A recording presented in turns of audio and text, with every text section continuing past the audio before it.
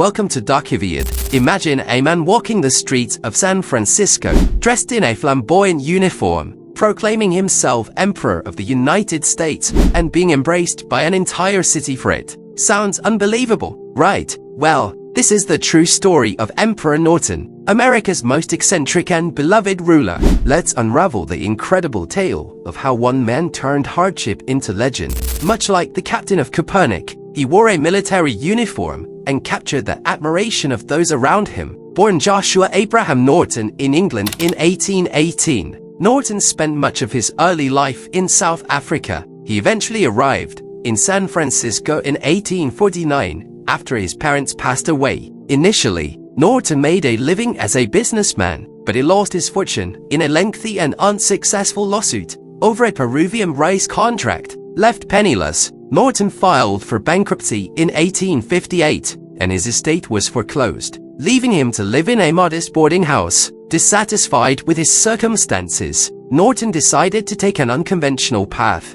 On September 17th, he sent out letters declaring himself Emperor of the United States. One letter read, "At the request and desire of a large majority of the citizens of these United States." The San Francisco Bulletin published the letter, and Norton's proclamations continued. In October 1859, he decreed the abolition of the U.S. Congress. By February 1869, he went so far as to summon the army to overthrow elected officials in Washington. Predictably, his calls were ignored, especially during the turmoil of the Civil War. Norton's decrees didn't stop ordered the dissolution of political parties, and even commanded churches to recognize him as emperor. Although the government never acknowledged Norton's title, the people of San Francisco embraced him. He became a beloved local figure, strolling the streets in his grand blue uniform, adorned with a beaverskin hat decorated with peacock feathers.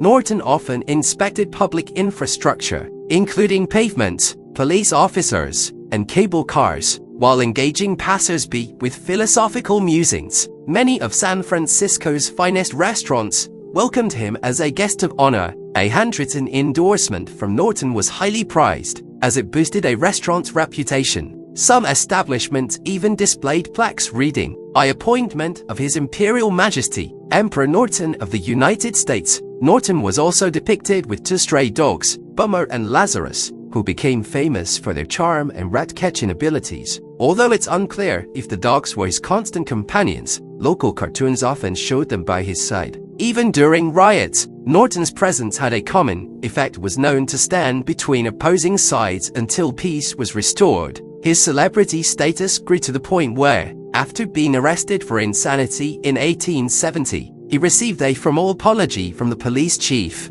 A census recorded Norton's occupation as emperor, with the note that he was considered insane. Yet, his currency, issued in denominations ranging from 50 cents to $10, was accepted by local businesses. On January 8, 1880, Norton collapsed on his way to a lecture and passed away in front of Old St. Mary's Church. He died with only a few dollars to his name. Yet, his funeral drew a crowd of 30,000 mourners. The San Francisco Business Association paid for a rosewood coffin, ensuring that their emperor was buried with dignity.